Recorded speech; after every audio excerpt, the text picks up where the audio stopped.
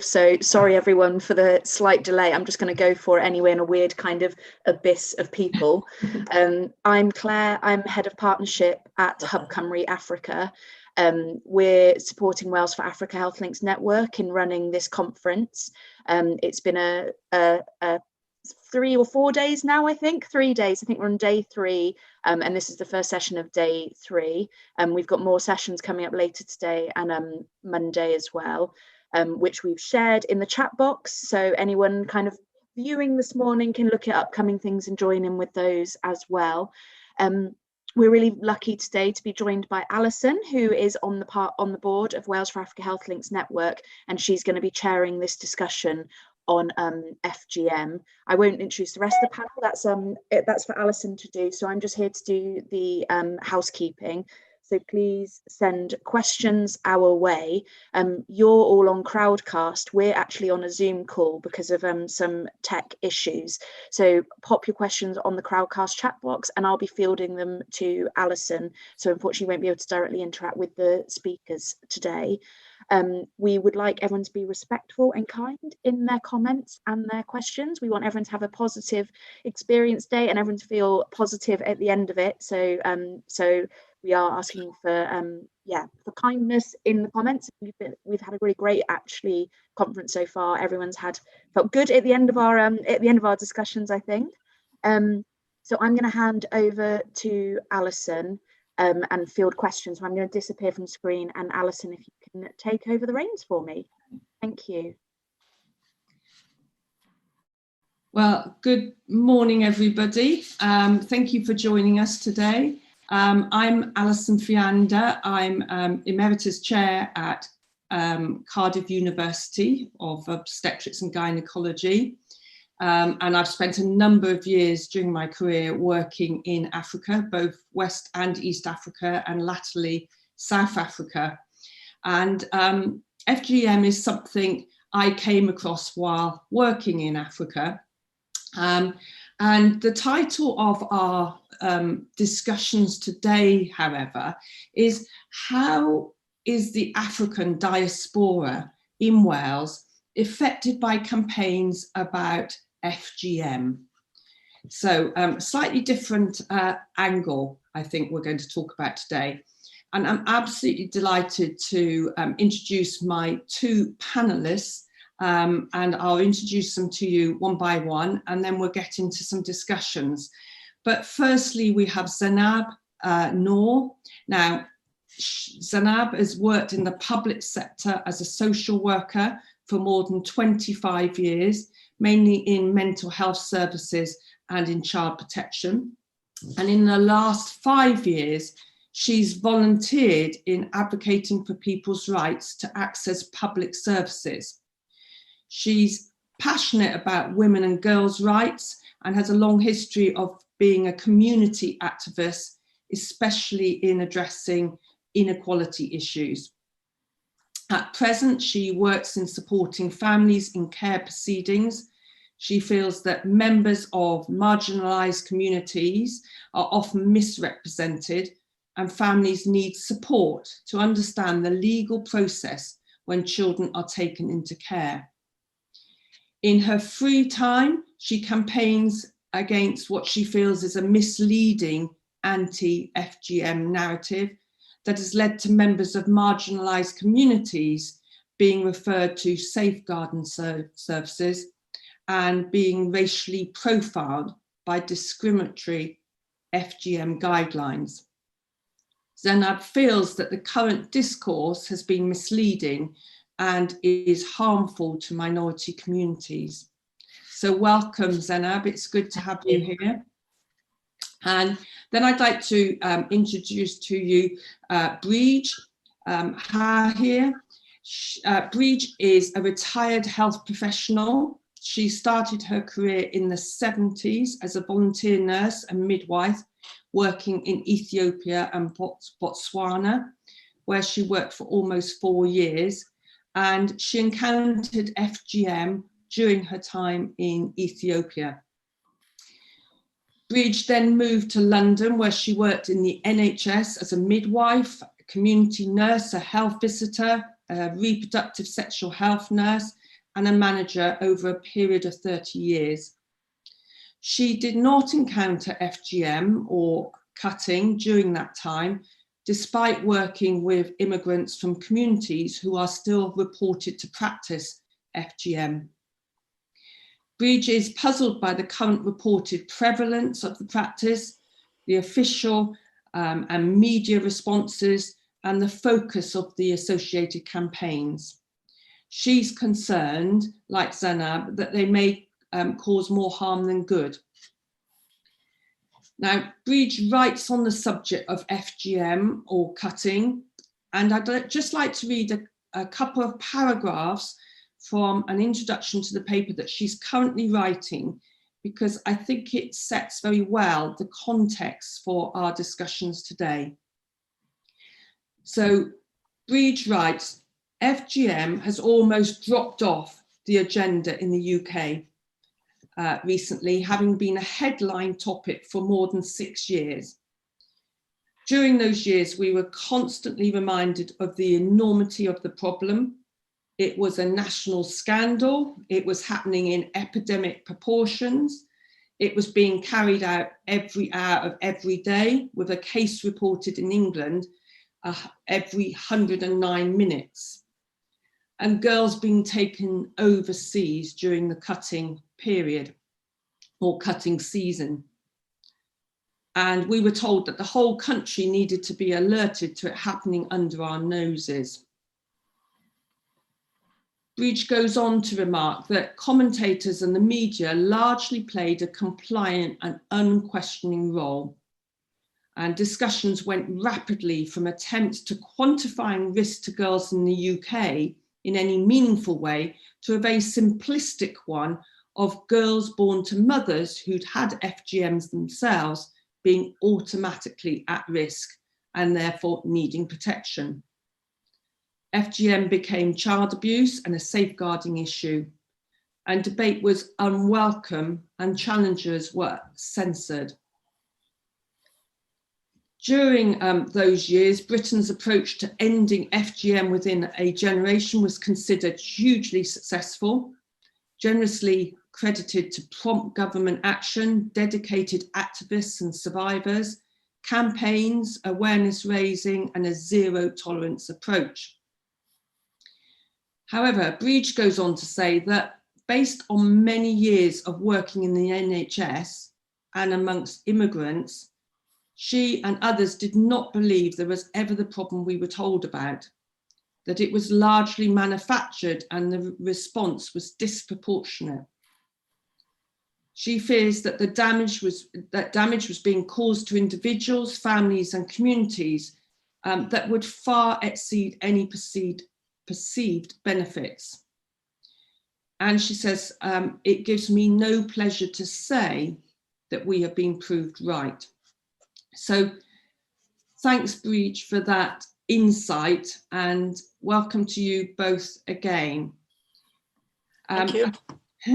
I think Brid has a sort of oversight of what's been going on in the UK nationally, and Zainab has knowledge of what's going on in Wales, so more locally to us here. But before I start asking you some questions, maybe you could remind us exactly what we're talking about the different terminology for FGM and the different forms of FGM. Zainab, I don't know if you would like to start there.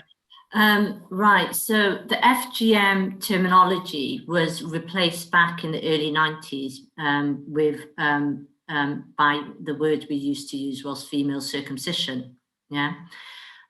So this word was created by ladies that joined who were feminists and who joined the campaign, who joined the anti-FGM campaign. And so the terminology that we always used before was female circumcision. In terms of our communities, we have our own terminology that we use, which in my culture, in the Somali community, we always used to use the word halalis, yeah? So that would be, if you translate halalis to you would say a circumcision, yeah? So, so the FGM terminology I said was women who, when the campaign started about this in the UK, people who joined the campaign then felt that the word female circumcision shouldn't be used. They felt that it was too kind of, weak, and they needed something more stronger. And even though girls who had circumcision, who were part of the anti-FGM campaign, told them, look, don't call us mutilated, we're not mutilated, but they continued to create this word. So this word was created, and the lady that created it, I was actually there when that word was created, and I told her, no, this is the wrong word to use. So this is the word now that everybody uses, which is FGM. I don't like to use it. I would probably use it in terms of to refer to FGM because of the anti-FGM campaign. But when I'm talking about women who's had, I talk in a way of women who's had female circumcision. So, so it's not really my preference, and it's probably not the preference. It's not something I could say to an African woman, oh, you've been mutilated or you've had FGM. They find it really, vast majority will find it offensive. Okay, thank you. And what do you feel about female genital cutting? Because that's the other word I've heard. I think other words have just was created and developed as the anti-FGM more campaign work was being done to show the public what it was. So other words were created. But like I said, the communities that practice female circumcision have their own words in their different languages. So if you go to my country and you say FGM, they probably won't know what you're talking about. But if you say halal, yes. And if you go to Sudan, I think they use in the word called kita, or I'm not too sure how it's pronounced, but they wouldn't understand female cutting or female, you have to use the word that they use, So every community and culture in Africa where female circumcision was prevalent they have their own words and terminologies.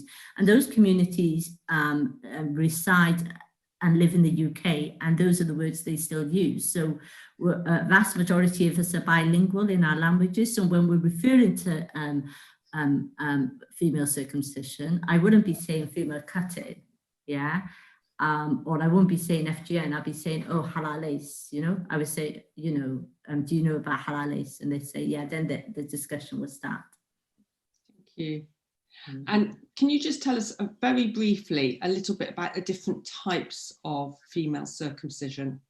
Well, there's different types. There's the type 1, which is always referred to as sunnah. It's the most prevalent one, yeah, that is actually being performed on girls, and that has always been the prevalent one. But what we have is infibulation, which is type 3, which is a severe form, and maybe 2 or 3 countries has done that. I know in my community, the one that was prevalent in Wales was type 3. And type 3 was does cause medical complications about a girl being able to go to the toilet and other stuff. So it is very severe. It's very horrific. It's not, but it's a different form of cutting, female circumcision, to the one on type 1.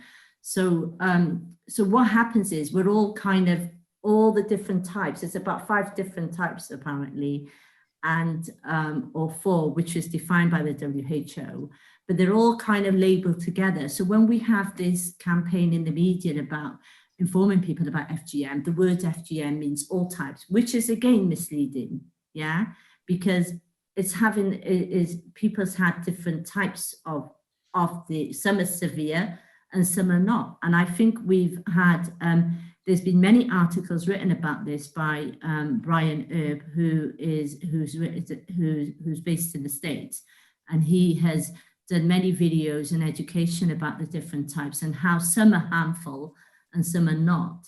Yeah, so basically, maybe one lady who's had type 1 is less severe than type 3, but the vast majority in certain communities might have had type 3, but that's only a small percentage, maybe 10% of sub-Saharan Africa. But I'm talking about like, that was more in the 70s and 80s, after 80s, there was a massive shift more really to type 1. So when I go to my country, yeah, And I go and visit there with my children, and I talk about this all the time, about the different types, and they're all telling me, oh, everybody, maybe nobody does type 3 anymore. So type 3, which is infibulation, which was severe, is really a diminished practice. But the media campaign and the anti-FGM charities were constantly portrayed to the public, oh, type 3, and this is what's happening, and this is the one that is really that is prevalent, which is very misleading to the public. So yes. Thank you. I want to just talk a little bit about the numbers, the figures that we have in the UK now to base our campaigns and action on. Firstly, nationally, Brid, what do you know about the numbers of cases of FGMs or women affected by FGM in the UK? I think it's important to say that there was no data, national or regional, before the anti-FGM campaign started about 5 years ago. And though England and Wales, and I think Scotland have each attempted to gather data from women and girls who've accessing the health service, there is no national data at all. We have a form of data that is very inaccurate in England. Wales, as far as I know, has attempted unsuccessfully to gather data, and it's actually very difficult to find data for Scotland or the Northern Ireland. So the headlines that are seen, or that regularly used to appear in the paper after the NHS published quarterly and annual reports, mistakenly reported women and girls who were seen in the NHS for the first time as new cases of FGM. And those were, in fact, the vast majority were historic cases. So we know that just short of 25,000 women and girls, majority were women, have been seen in the NHS and recorded with NHS Digital over the last 5 years. But it was estimated that by a City University study that approximately 137,000 women and girls were living in England and Wales with FGM. That's an assessment, that was an approximation. There is no way of knowing how many exactly unless individuals are specifically asked. And obviously that could be difficult. But the point I'm making is we started the campaigns without knowing what the situation was, but knowing, and as it was public knowledge then, that numbers internationally were falling and that people's practice changed on migration. And the likelihood is that people in Britain who had arrived as immigrants, that their practice was changed. And that is actually, as it turns out, what has happened. So it's a long way of saying we don't have any data that's accurate.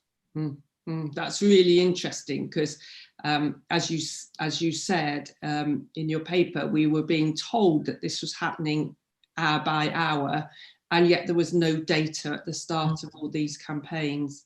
That's really interesting. And the horrific thing was that these sensational headlines are never questioned.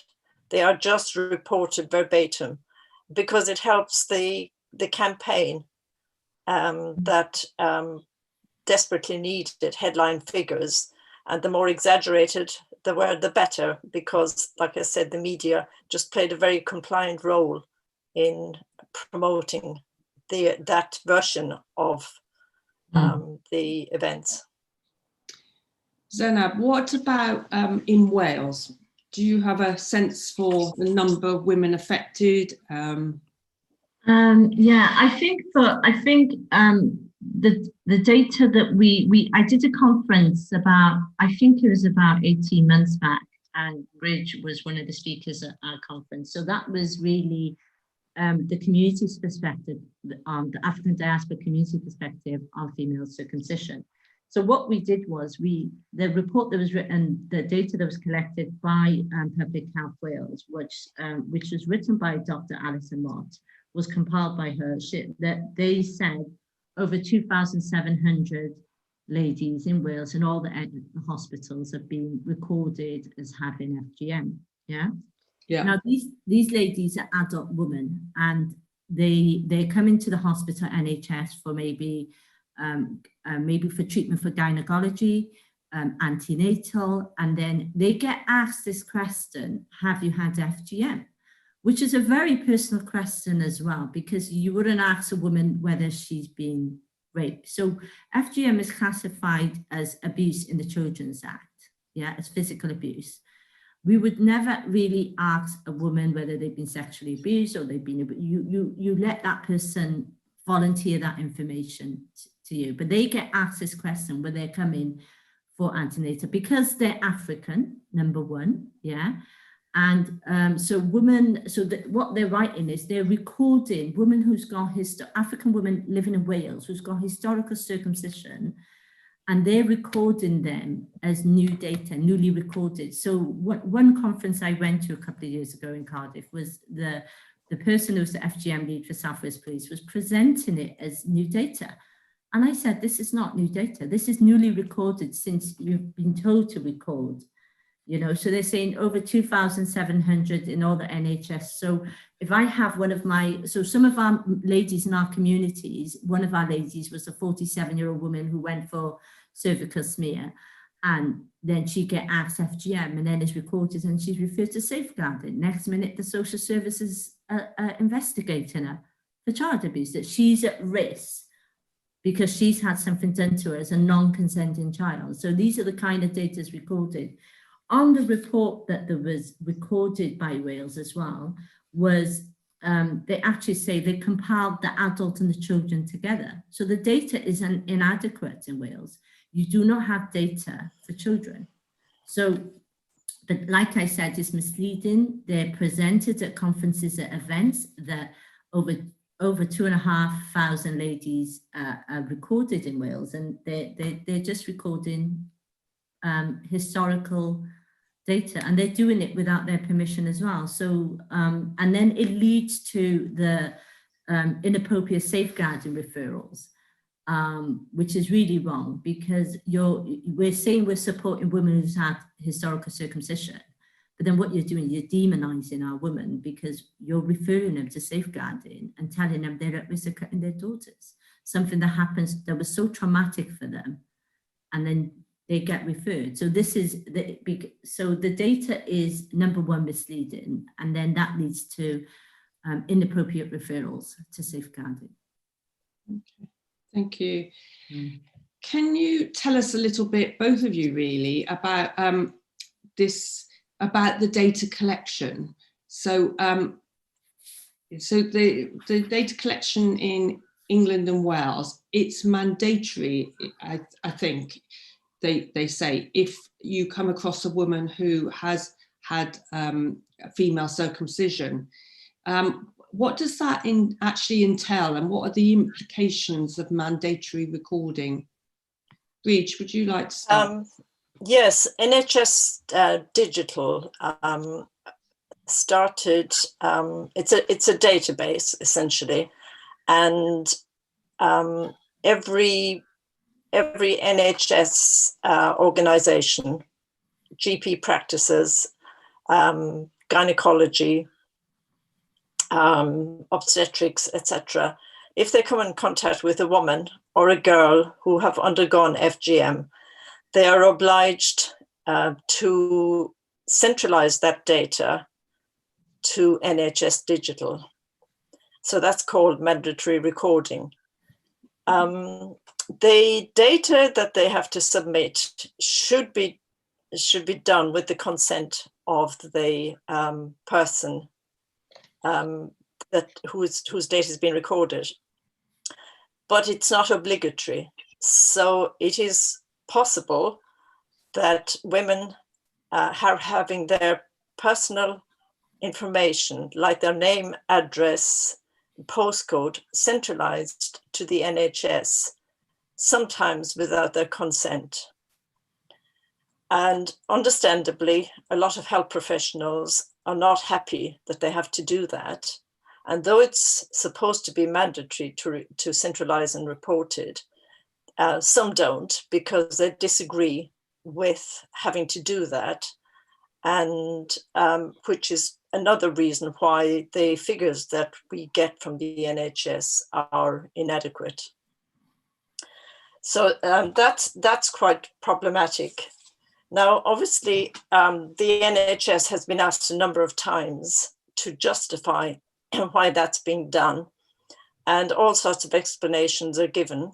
Some like, well, if we know what the number of women and girls are, then we can plan services to meet their needs.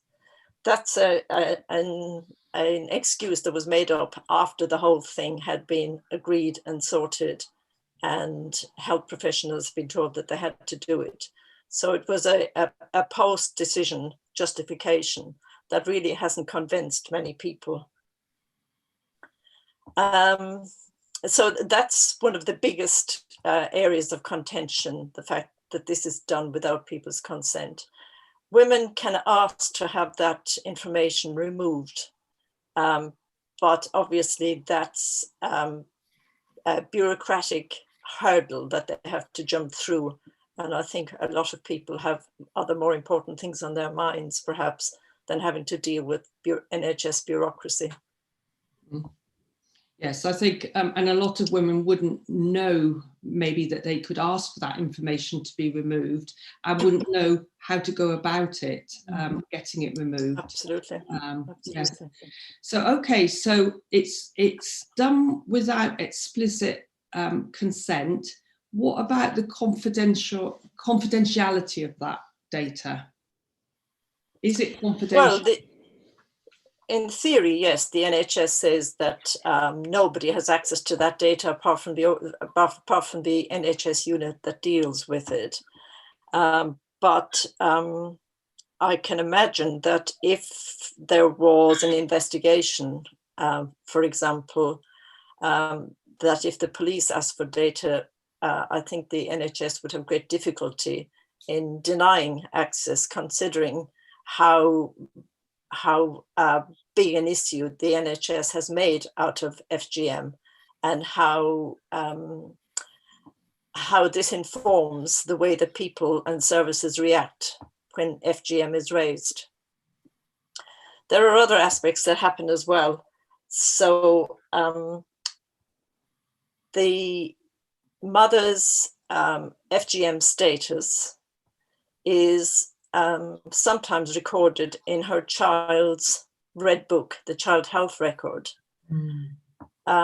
Again, this is quite contentious, and a lot of people have opposed it or challenged it. But again, the NHS have basically said anybody who is in touch with that child needs to know that this girl is potentially at risk. And that is another area that I think is hugely problematic. The assumption being made that if a woman has had FGM, that she as a mother is, that her daughter is at risk, either from the mother or from extended family.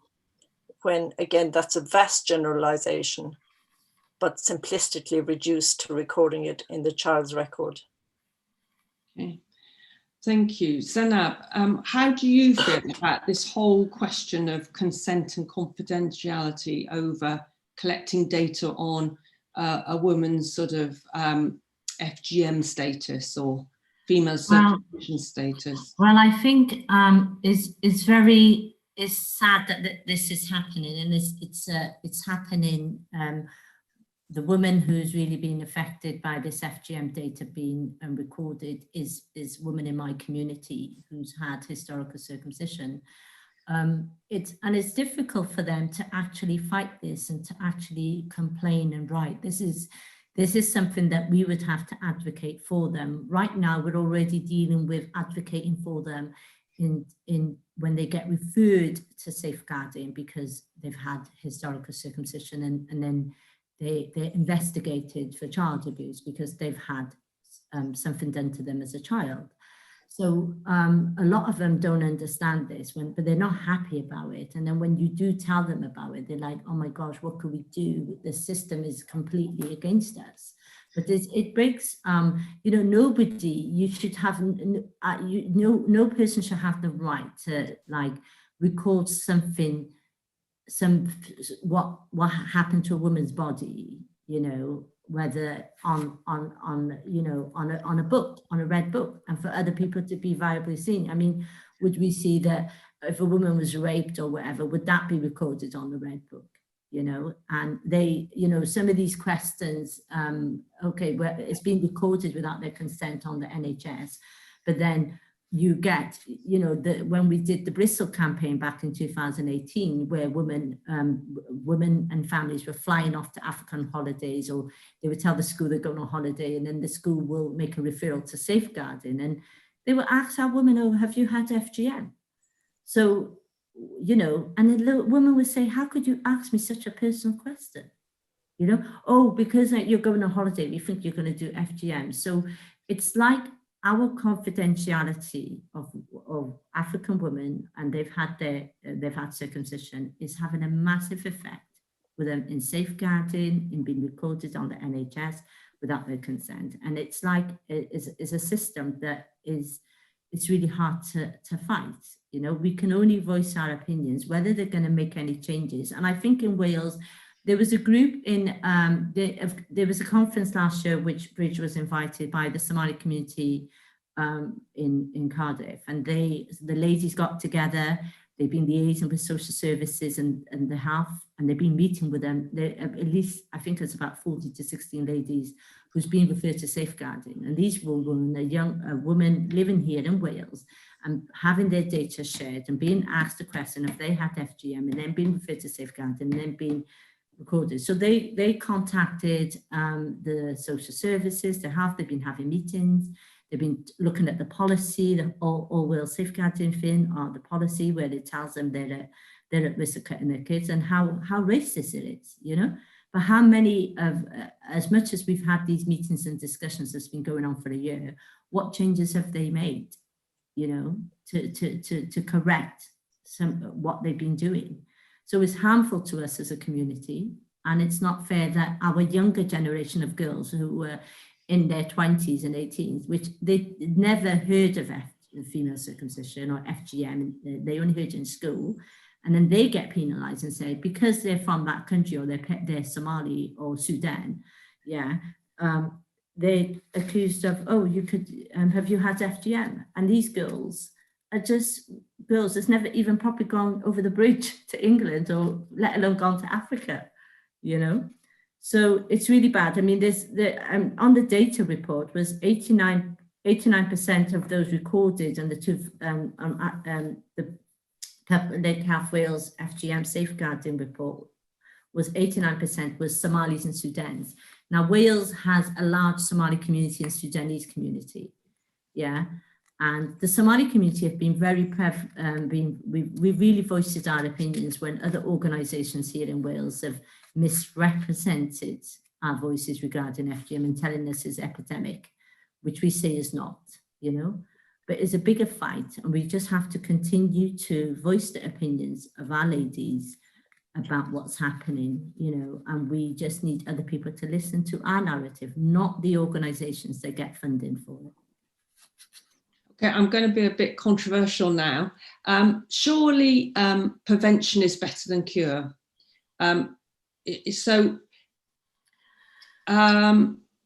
What do you both think about trying to prevent FGM from occurring using the legal process? Maybe ask Brid to comment first. Well, that's certainly the approach that the government has taken, and has introduced a new law in 2015 that strengthens the law that has been around since 1983. against female genital mutilation. Now, the 2015 law was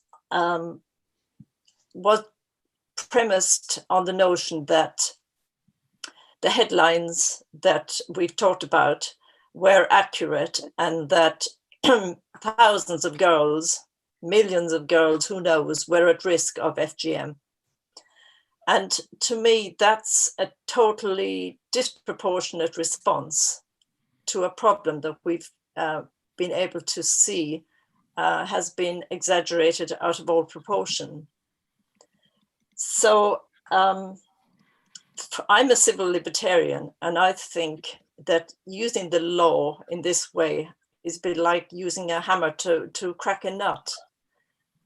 If FGM is happening, then coming in all guns blazing to deal with a sensitive topic like this, as Zainab has described, is certainly not the sensitive way that you would expect something to be dealt with.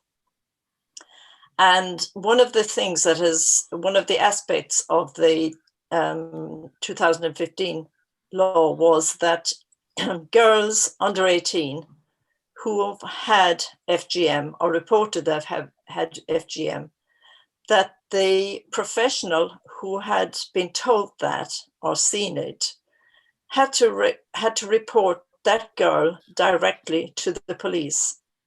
It's called mandatory reporting. Normally, in regard to child protection, if this is suspected, normally the professional would refer to social services. But because of the heightened concern, the exaggerated concern around FGM, that step was skipped, and the police were to be the first point of contact for a professional. And if the professional didn't do that within a certain time, then their professional registration could be at risk. Now, this obviously has been hugely problematic for some families, because again, a girl is going to belongs to a family. The family is going to be investigated. Obviously, everybody will say it's going to be done sensitively and delicately, etc., etc. But we know that the excitement that is generated within services when a possible FGM case is generated, delicacy goes out the window, and families feel like that they have been pointed at, singled out for disproportionate attention just because they come from a country where FGM was practiced and was routine there. And I know for a fact that a lot of girls have deferred going for treatment to, say, a GP in case, or because they know that if the GP follows this through, that they will have to be reported to the police. And that's hugely problematic. So if that's just one example of how problematic prevention is, then, I think it certainly needs to be reviewed. Zainab, what do you think? Well, my background is I was one of the initial campaigners. I joined the anti-FGM campaign back in the late 80s. I probably was in my teenage years at that time. And I brought this up as an issue in my community because I was passionate about this, educating our communities not to do female circumcision. And we came a long way, and we did a lot of campaigns and education. And I'm pleased to say for us in our community, you won't hear any lady in our community that I'm aware of that supports female circumcision or would do it to their children. Yeah. So for me, that's a massive change, where back in the 80s in Wales, 99% of girls in our community were circumcised, but now 2020, you won't hear anybody supporting it or whatsoever. But so for me is I was at that time supporting prevention, and it was about training and educating, but I was thinking of the girls that had infibulation, yeah, and the women that had infibulation, and they needed to they used to wait 2 years to have a gynecology appointment. So a girl would get married, she needs to have a de-infibulation, and she'd be on the waiting list for 2 years. So it was getting better healthcare services for our ladies, yeah. But now what's happened over the years is then you've had the Act, and then you've had the amendments, and then you've had the mandatory reporting. What I'm seeing is when I came back, I think about 7 years ago, when I started looking at everything again and getting involved with the campaign, is I was seeing that our communities, African diaspora communities all over, mainly Somalis and Sudanese, are being affected by these laws, especially FGM orders. Now, when they go on about FGM orders, they're saying, oh, they're protecting the children. What they're doing is, because a woman's had historical circumcision, they think she's at risk of doing FGM to her daughter, so they put them on FGM orders. So it's, for me, is there's no prevention happening. The communities are being discriminated, they're being racially profiled, women who's had historical circumcision have been demonized. So I'm not seeing that. I'm not seeing any prevention work being done. They're always talking about prevention, but then where are the young girls, or they're saying that have in UK or Wales, there's female circumcision happening in large proportions, or some people will say, oh, it's epidemic and it's happening. And I was then go back to explain, well, when female circumcision happens in Africa, it's just a certain person would be doing it. Those ladies used to come from the countryside. They would only do it if the parents give them consent, and she would pay them, and there would be other people involved. So for me, is they're saying that female circumcision is happening in the UK. I'm not seeing any evidence of it, and we're not, and data doesn't support it, because the data that we're seeing is just women historical circumcision. So I mean, we should support girls that's had it. I think if I was the first person, if somebody came and told me a girl was at risk and she's going to have female circumcision, I would follow the safeguarding route in safeguarding that girl.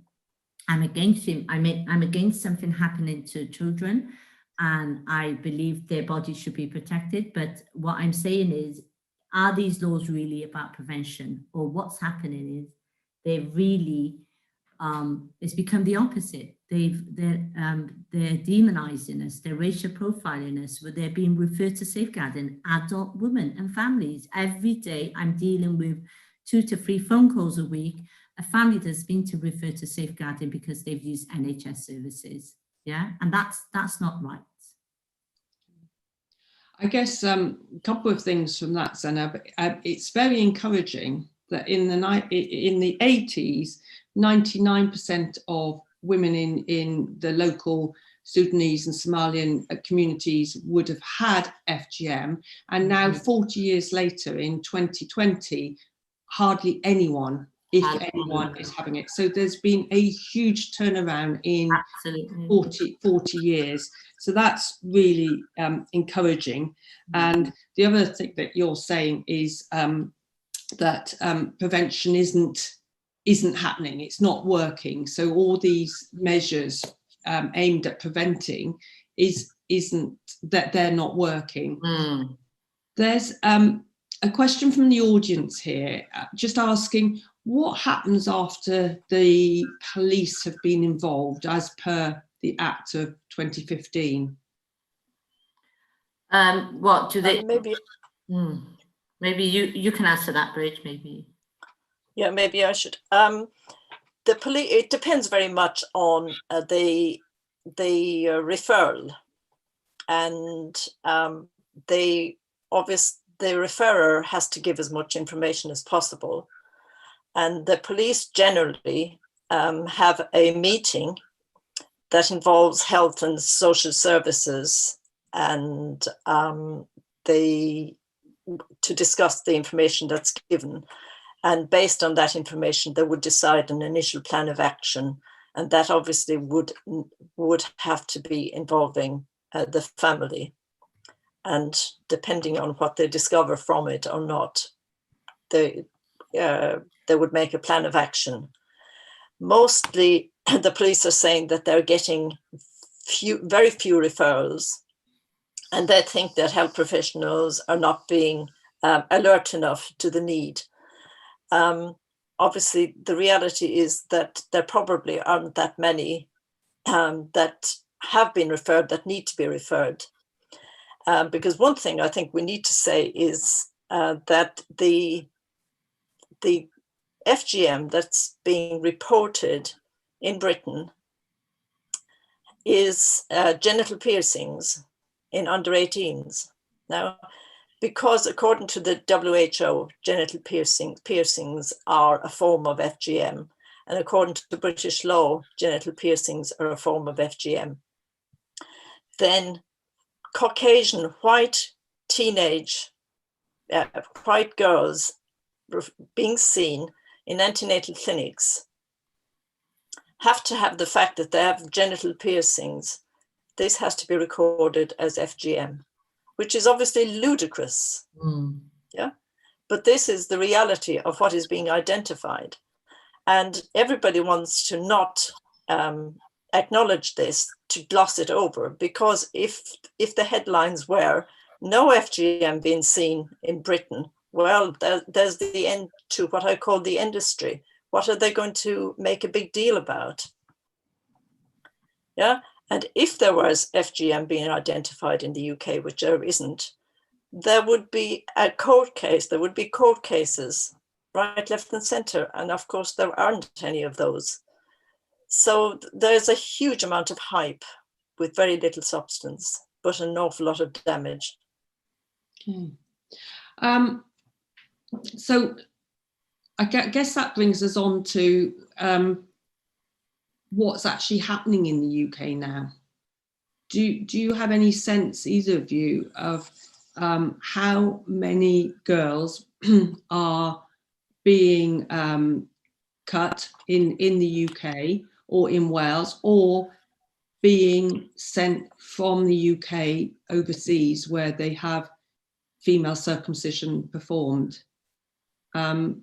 Zainab, what about the situation in Wales? Are there girls being circumcised still? Are there pockets? Like we talked about the different types earlier. Now, type 3, which is infibulation, was the one that was back in Wales, where most girls in our communities did have. Yeah, so those girls would need to access healthcare when they get married, for them to to be able to have a baby, when they get, to have sexual relations, whatever. So so basically at that time in the 80s, you had, every girl probably had type 3 in my community. So they needed, then those girls turned so they probably had it when they were 7 or 8, and then when they're in their 20s and they get married, then they need to access. So there was a demand for having their de-infibulation and going on the waiting list to get the reversal done. But now what we look at is how many girls are actually entering the healthcare services or our clinic, because we've got an FGM clinic, by the way, in Cardiff. How many of them are actually going through the NHS in Cardiff and the Vale, whatever, or the and actually needing access to healthcare? Because what I'm seeing is the clinic that was opened recently, and there was a big, massive media thing about it, and they need this service. I'm seeing my ladies who's been accused of FGM being referred to safeguarding, and their children being examined at that clinic. Yeah. So what we've got to look at is the need, because back in the 80s, there was Dr. Harry Corden, there was EFWA, there was the anti-FGM campaign. Everybody sat around the table how we could better healthcare, because there was hundreds of girls that needed healthcare services. So so we would know from the clinics itself, but what the other clinics all over the UK are seeing women who's had historical circumcision. They're not seeing new cases of girls under 18. So if we're not seeing any children being identified under 18 with female circumcision, that tells you that the community has made the change, which which we say, and we tell you that all the time, but nobody's listened to our voices, yeah? So we're telling you, and I'm telling you from a community's perspective, that communities have made the change. The data that was recorded was 80, I think it was, the data, 89% of Somali and Sudanese women was the highest amount in the report, the FGM Wales report, 2017 to 2018. The vast majority of women that's had female circumcision in Wales has been Somalis and Sudan, yeah? So if we're seeing a drop of those ladies, young girls in our communities not accessing healthcare, then why is that? Why is it there's not a need? Why is those numbers now so low, you know? But what happens is the way everything is written and narrated at conferences and events, I get very upset.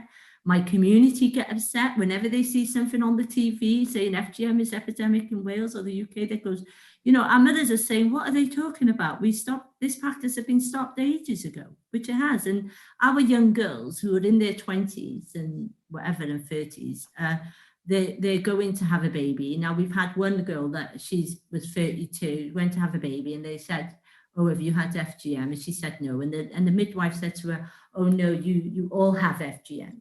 So we're assumed, because we're from that ethnic origin, that they've had female circumcision. Brid, I'll come back to you in a moment, Zainab.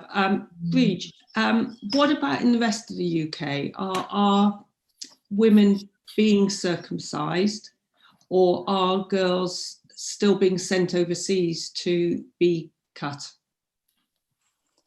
Well, it depends on who you believe, because according to what I call the FGM industry, there's a cutting season, which is probably the long summer holidays, and sometimes it involves the Christmas holidays, where girls are almost smuggled out of the country to apparently to undergo FGM. And so deeply held is this belief that the police and the border force have set up Operation Limelight, where people who are traveling to FGM practicing countries, and most of this is, to be honest, the Horn of Africa, they are met and greeted sensitively by the police, sometimes with a local authority worker, sometimes with an activist, and they are asked the reason for travel and do they know about FGM, etc., etc. Zainab can talk about what's happened in Bristol. It's very distressing situations there, where women who were traveling to the Horn of Africa felt that they needed to go to the police to get a letter from the police saying that the police were did not believe that they were going to have their children cut during the cutting season, and so that they shouldn't be hassled at the airport. But this is, all of this is kind of a manufactured concern that has no basis in reality. But that part of the industry is very active during those school holidays. But I do need to say that, you know, there has been one conviction for FGM in Britain in 2019, and it's important to mention that. But this was a young girl was supposed to have been cut by possibly her parents or somebody else, not sure. But the mother was convicted, despite the fact that the mother comes from a Ugandan tribe who don't practice FGM, nor was the mother herself cut. And the father didn't come from a tribe who practiced FGM either. But this girl, because she had genital cut, was taken to a hospital where FGM was diagnosed, and that label was applied rapidly. And it came to court, and despite what I think was inadequate evidence to convict her, this mother is now in prison for 13 years for having supposedly either mutilated her daughter herself or had her mutilated. That's obviously the FGM industry is very pleased that they have finally got a scalp, because that sends out messages that everybody's on the alert. I think there are grave concerns about that conviction, which will hopefully eventually be challenged by anybody with a conscience. But essentially, like I said earlier, there is no FGM happening that we know of. Obviously, I can't say nothing at all happens, but the FGM that's been recorded are genital piercings. Just a couple of questions from the audience now. One from Zed, who's a paediatrician. He's asking, are either of you involved in safeguarding training? Yeah. Okay, that's a simple answer to that one. And another question, and you know, just the case that Brid just mentioned about the woman that is now in prison for 13 years. There's a question about, so what do you think is a proportionate way of dealing with the problem of FGM? What is a proportionate response? What should we be doing in the UK? Well, I don't know. I believe children should be safeguarded. Like I said, I'm against female circumcision happening to children, to girls or whatever. But what we can't use the approach. What's happening? The education that's happening is they're teaching the safeguarding training on FGM is very misleading. They're misleading on data. They're teaching the kids in school that this is the case, that 130,000 girls are affected or are at risk. This is misinformation. And then they racially profile African communities. So we really need, the FGM laws really to be reviewed. The education and training should be reviewed. We've had those discussions. I think last year, like I said, there was a group of Somali women who were constantly being referred to safeguarding and having FGM orders put in Wales. They've been having those discussions with social services and health. And one of the things they talked about is the safeguarding policy. The all-Wales safeguarding policy was being reviewed. Those things, those risk indicators, it's racial profile in our community. So it's really a very difficult way. It depends who they involve when they're sitting around the table and writing these policies. Are they inviting anti-FGM charities who are getting funding for it in Wales, or do they involve our communities? Because we have no vested interest. We're just saying, stop sending in misinformation about our community, where somebody will say something is so prevalent and high and happening, because, you know, talk to us. And that's the way I've educated many people about this, and people have got to look on the other side. They've listened to us. Many people who's attended our events for the women events and they've speaking to our ladies, and they tell you, no, they don't support it. So who are they talking to? You know, and who should you talk to? Should you talk to, I don't know, organizations or communities? Because it's us that's been affected by these laws and policies that's been implemented, and families have been put on FGM orders. 9 out of the 10 families that have been put on FGM orders is because a woman's at historical circumcision. And when you read the court reports, you just find it, oh my gosh, this lady just went to hospital to have a baby. They asked her the question if she had FGM, and then next minute she gets referred to social services. Next minute you're in court on FGM order. They can't travel out the country with their daughter until she's 16. So a lot of these families are losing their freedom to travel as well, which with the FGM orders. And it's really sad. And there's no legal aid funding as well. It's very hard to be a solicitor that work very jointly together, who work together on these cases. It's really difficult to even get the legal aid funding to overturn it once a person puts on FGM order. So you don't even have, you're just presumed guilty and you've got to live with it. It's really hard to fight it. Thank you. We're time's just about up, but Brid, have you got anything that you'd like to say about a sort of proportionate response to the problem of FGM? I think based on what Zainab and I have presented this morning, that anybody who will look at this objectively will see that there is a real problem in the way that things are presented versus the reality. And I think we need to, the Department of Health and all of the people involved in the FGM industry need to stand back and objectively look at what the situation is in regard to FGM in the UK. There's a lot of vested interests, and I think they need to put those aside and focus on providing services to people who need them. Yeah. Before the industry was established, there were what were called African women clinics, where women who had FGM had a decent, sensitive service. And that needs to be reinstituted. I'm sure people deal with women sensitively, but with all of the agenda that overhangs the FGM now, any woman going to see a service will know that there's a lot of other stuff happening in that professional's mind in regard to FGM.